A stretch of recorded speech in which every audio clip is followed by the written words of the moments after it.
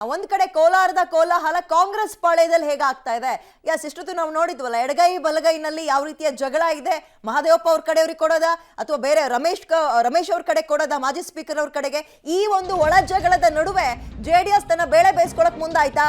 Operation ಕಾಂಗ್ರೆಸ್ಗೆ reverse operation ಮಾಡೋಕೆ JDS ಮುಂದಾಯ್ತಾ ಅನ್ನೋ ಪ್ರಶ್ನೆ. ಅಳಿಯ ಚಿಕ್ಕ ಪೆದ್ದಣ್ಣನನ್ನ ನಮಗ್ ಬಿಟ್ಕೊಡಿ ಅಂತ ಏನಾದ್ರು ಮುನಿಯಪ್ಪ ಅವ್ರ ಜೊತೆ ಮಾತುಕತೆ ಆಗಿದ್ಯಾ? ಕುಮಾರಸ್ವಾಮಿ ಅವರು ಮಾತಾಡಿದಾರಾ? ಇಂಥದ್ದೇನಾದ್ರೂ ಆಫರ್ ಕೊಟ್ರ? ಚಿಕ್ಕಬಳ್ಳಾಪುರ ಬಚ್ಚೇಗೌಡರ ರೀತಿ ನ್ಯೂಟ್ರಲ್ ಆಪರೇಷನ್ ನಡೆದು ಹೋಗ್ಬಿಡುತ್ತಾ?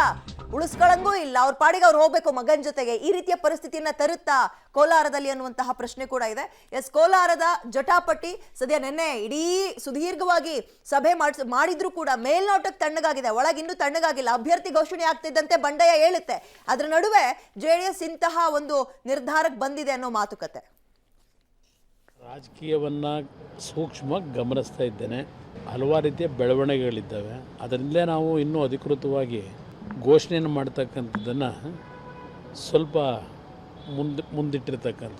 ಬಟ್ ನಾವು ಯಾರನ್ನ ತಗೊಳ್ಳಿಕ್ಕೋಸ್ಕರ ಕಾಯ್ತಿದ್ದೀವಿ ಅಂತ ಅಲ್ಲ. ಈಗಾಗಲೇ ನಮ್ಮಲ್ಲಿ 2 ಪಂಗಡದಲ್ಲೂ ಅಭ್ಯರ್ಥಿಗಳೇನಿದ್ದಾರೆ.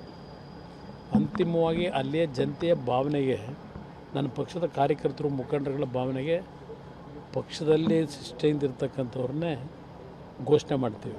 ಯಾವುದೇ ಬದಲಾವಣೆ ಮಾಡಲಿಕ್ಕೆ ಪ್ರಶ್ನೆ ಇಲ್ಲ. ಈಗಾಗಲೇ ತೀರ್ಮಾನ ಒಂದು ಪಟ್ಟಿ ಮಾಡಿಬಿಟ್ಟಿದ್ದೇವೆ. ಅದರಿಂದ ಯಾವುದೇ ಗೊಂದಲ ಇಲ್ಲ.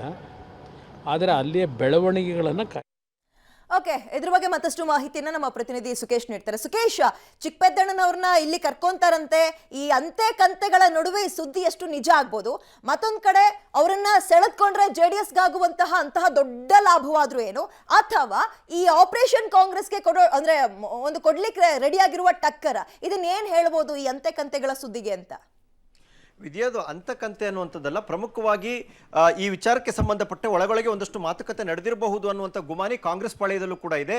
ಯಾಕಂದರೆ ಇಂಥ ಪರಿಸ್ಥಿತಿಯನ್ನು JDS ಬಳಸಿಕೊಂಡ್ರೆ JDSಗೆ ಲಾಭ ಹೆಚ್ಚಿದೆ. ಹಾಗಾಗಿ ಮುನಿಯಪ್ಪ ಅವರ ಜೊತೆಗೆ ದೇವೇಗೌಡರ ಕುಟುಂಬ ಮೊದಲಿನಿಂದ ಸಾಕಷ್ಟು ಆತ್ಮೀಯವಾಗಿದೆ. ಹಾಗಾಗಿ ಈ ಆತ್ಮೀಯತೆಯ ಸಂದರ್ಭದಲ್ಲಿ ಒಂದು ಹಂತದ ಮಾತುಕತೆ ಆಗಿರಬಹುದು ಅನ್ನುವಂಥದ್ದು ಕಾಂಗ್ರೆಸ್ ಪಾಳ್ಯದಲ್ಲಿರುವಂಥ ಅನುಮಾನ. ಮತ್ತು ಅದೇ ಆತಂಕದಲ್ಲಿ ಕಾಂಗ್ರೆಸ್ ಈಗ ತನ್ನ ಅಭ್ಯರ್ಥಿಯನ್ನು ಆಯ್ಕೆ ಮಾಡಬೇಕಾಗಿದೆ.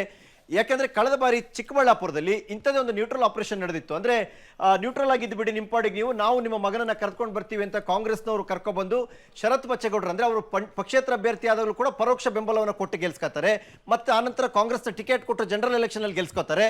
ಇವೆಲ್ಲ ಅದೇ ಮಾದರಿಯಲ್ಲಿ ನಿಮ್ಮ ಅಳಿಯನನ್ನ ನಮಗೆ ಬಿಟ್ಟುಕೊಟ್ರೆ ನಾವು ಅಭ್ಯರ್ಥಿ ಮಾಡ್ಕೊಳ್ತೀವಿ ಅನ್ನುವಂತ ತೆರೆಮರೆಯ ಕಸರತ್ತು JDSನಲ್ಲಿ ಆರಂಭವಾಗಿದೆ ಅನ್ನುವಂತಹ ಮಾಹಿತಿ ಕಾಂಗ್ರೆಸ್ ಪಾಳ್ಯಕ್ಕೆ ತಲುಪ್ತಾ ಇದೆ ಅನ್ನುವಂಥದ್ದು. ಹಾಗಾಗಿ ಸೂಕ್ಷ್ಮವಾಗಿ ಅವರು ಹ್ಯಾಂಡಲ್ ಮಾಡಬೇಕು ಅನ್ನುವಂತಕ್ಕೆ ಬಂದು ನಿಂತಂತೆ ಕಾಣಿಸ್ತಾ ಇದೆ ವಿದ್ಯಾ. ವೆಲ್, ಥ್ಯಾಂಕ್ ಯು ಸುಕೇಶ್ ತಮ್ಮ ಡೀಟೇಲ್ಸ್ಗೆ.